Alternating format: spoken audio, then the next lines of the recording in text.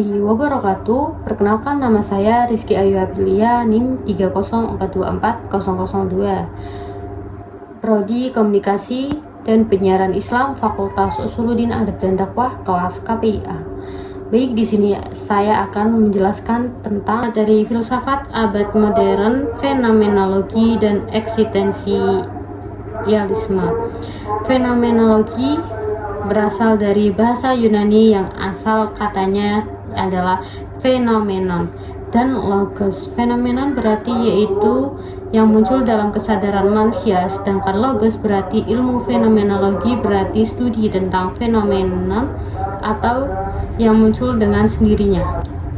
Fenomenologi berarti uraian tentang fenomenon atau sesuatu yang sedang menampilkan diri atau sesuatu yang sedang mengejala. Dengan ketenangan ini mulai tampaklah tendensi yang terdalam dari aliran fenomenologi yang sebenarnya merupakan jiwa dan cita-cita dari semua filsafat, yaitu mendapatkan pengertian yang benar, yang menangkap realitas itu sendiri.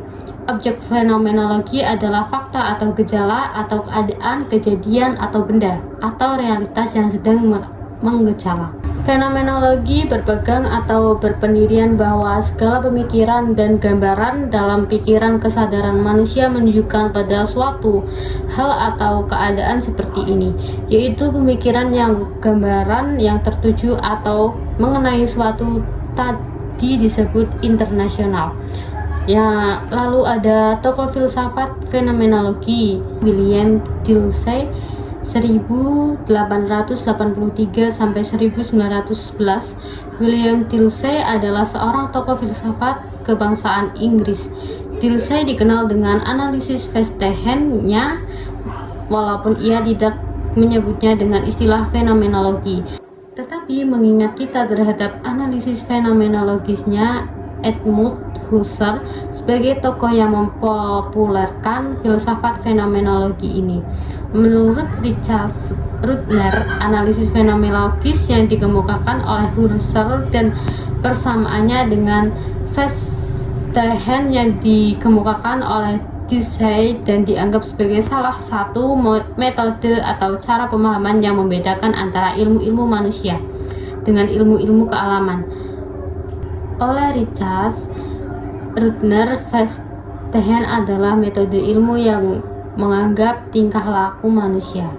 Edmund Husserl pada tahun 1859 sampai 1938, inti pemikiran fenomenologi menurut Husserl adalah bahwa untuk menemukan pengertian yang benar, seseorang harus kembali kepada benda-benda itu sendiri, dan bentuk slogan pendirinya diungkapkan sebagai Zurück den Schmerz, artinya kembali kepada hal-hal itu sendiri. Maksudnya, kalau kita ingin mengetahui hakikat atau suatu, maka kita lebih baik kembali pada sesuatu itu sendiri daripada mengetahui 1001 teori dengan mempelajari pendapat-pendapat orang tentang hal itu. Yang pertama, fenomenologi adalah ilmu fundamental dalam berfilsafat. Kedua, fenomenologi adalah ilmu hakikat dan bersifat a priori. Yang ketiga, bagi Husserl, fenomena mencakup noumena. Keempat, kesadaran lebih bersifat terbuka. 5. Pengamatan Husserl mengenai struktur intensionalitas kesadaran merumuskan adanya 4 aktivitas yang intrinsik dan kesadaran, yaitu objektifikasi, identifikasi, korelasi, konstruksi. Selanjutnya, fenomena Husserl pada prinsip bercorak idealistik, karena menyerukan untuk kembali kepada sumber asli pada diri subjek dan kesadaran. Konsepsi Husserl tentang aku transendental dipahami sebagai subjek absolut yang seluruh aktivitasnya adalah menciptakan dunia. Selanjutnya ada Jean-Paul Sartre. Kesadaran adalah kesadaran akan objek. Hal ini sejalan dengan pemikiran Husserl. Dalam model kesengajaan versi Sartre, pemain utama dari kesadaran adalah fenomena. Kejadian dalam fenomena adalah kesadaran dari objek. Sebatang pohon hanyalah satu fenomena dalam kesadaran. Semua hal yang akan di dunia adalah fenomena, dan di balik suatu itu, sesuatu yang menjadi kesadaran adalah menyadari sesuatu. Di balik demikian, aku bukanlah apa-apa, melainkan hanya sebuah bagian dari tindakan sadar, termasuk untuk memilih bebas. Selanjutnya, materi eksistensisme.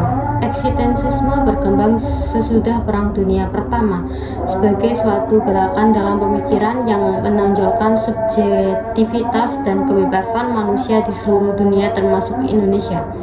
Aliran pemikiran ini mampu mempengaruhi zaman modern ini di dunia, termasuk Indonesia, sehingga menimbulkan berbagai perubahan gaya hidup. Munculnya budaya foto selfie pada masa sekarang ini merupakan dampak dari keinginan manusia untuk tampil eksis. Aliran ini awalnya berkembang di dunia barat, terutama Eropa, namun pengaruhnya dapat kita rasakan sekarang karena pemikiran ini ibarat wabah virus yang tak bisa dibendung. Subjektivitas yang berkembang karena aliran pada masa awal abad sangat bermanfaat karena melahirkan kesadaran akan hak manusia untuk bebas secara kejiwaan.